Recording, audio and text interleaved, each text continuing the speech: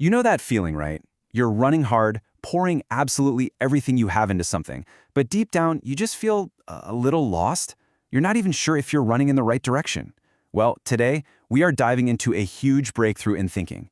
It's a shift that challenges the very foundation of what we've all been taught about success, not just for the next few years, but for your entire life.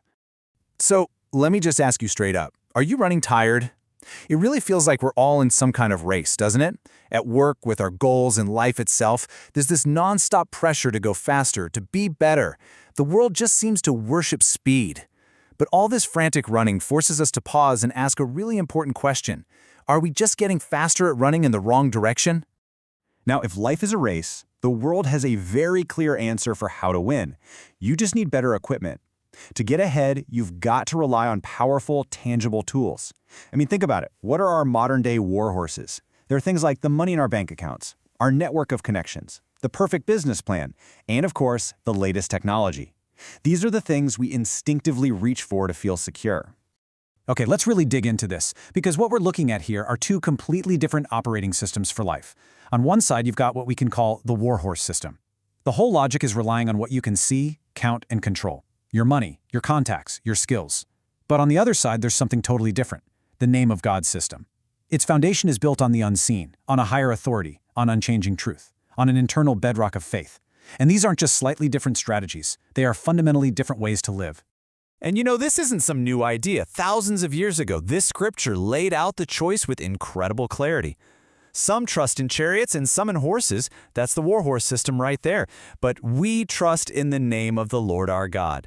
This one verse really frames the core decision every single one of us has to make. Where is your confidence really being placed? So that leads to a pretty serious question.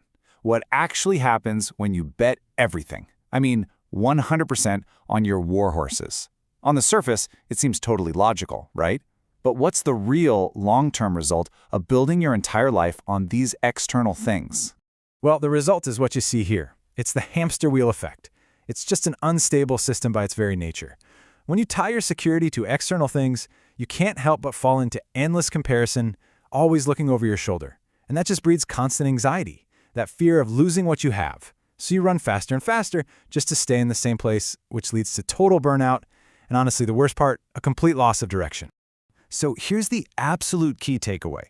The problem isn't the resources themselves. Money, talent, connections, those things aren't bad. The real issue, the root of the problem, is our dependence on them. It's when we make these external things the very foundation of our security, that's when everything starts to feel unstable. So if that road just leads to burnout, what's the alternative? This is the pivot point.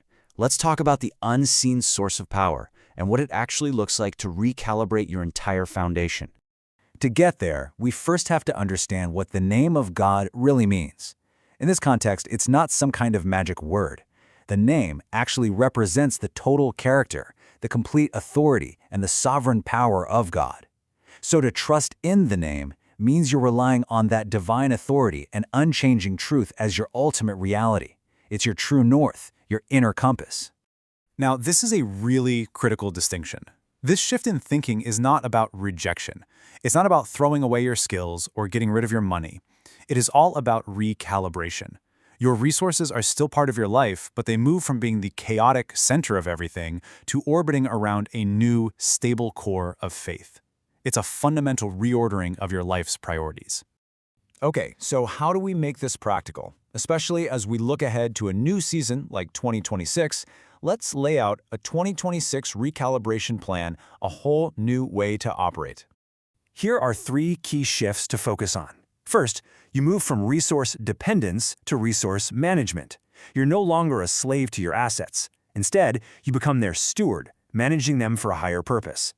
Second, you shift from strategy first to prayer first. Now, this doesn't mean you stop making plans, not at all. It just means you seek wisdom from a higher source before you start mapping things out. And third, and this is probably the most powerful shift, you go from being led by your environment to leading from authority. That means you stop reacting to the chaos around you and start actively shaping your world from a solid, unshakable foundation. This image really gets to the heart of it, unlocking a completely new operating system. This key isn't about getting more stuff. It's about gaining access to a heavenly system of authority. It lets you operate from a place of genuine stability and truth, no matter what's happening in the world around you. And that brings us to our final section, which is really a moment of decision. Now that we've laid out both systems, it's time to choose your foundation and make a declaration for your future. This is the core declaration for this new season. It's time to move from an era of dependence to an era of faith. And this isn't just a catchy phrase. It is an active leap, a conscious choice to make a clean break from that old anxious system that just left us feeling insecure. And so, the choice is really yours. The starting gun for the 2026 race has already gone off, so the question is, on whose authority will you run? Are you going to keep clinging to that crumbling path of external resources? Or will you choose to run on the unshakable foundation of faith, the one that gives you true, lasting strength? That choice is going to determine everything.